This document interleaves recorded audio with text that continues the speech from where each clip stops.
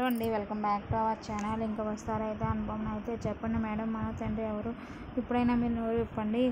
లేకపోతే మనో తండ్రి లేడా, చనిపోయాడా అని చెప్పి ఇంకా వస్తారా అనుపమను అయితే నిలదీసి అడుగుతుంటే,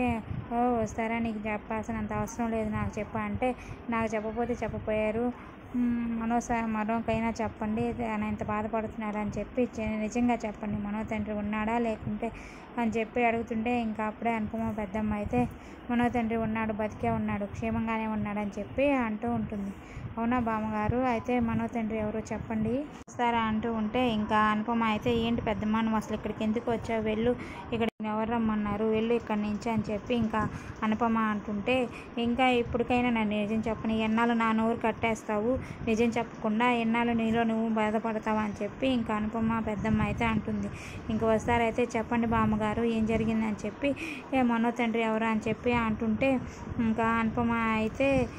బాధగా చూస్తూ ఉంటే, ఇంకా చెప్పండి బామ్మగారు మీరైనా చెప్పండి అని చెప్పి అంటుంటే, తన సమస్యలు తనకుంటాయి కదమ్మా అంటే,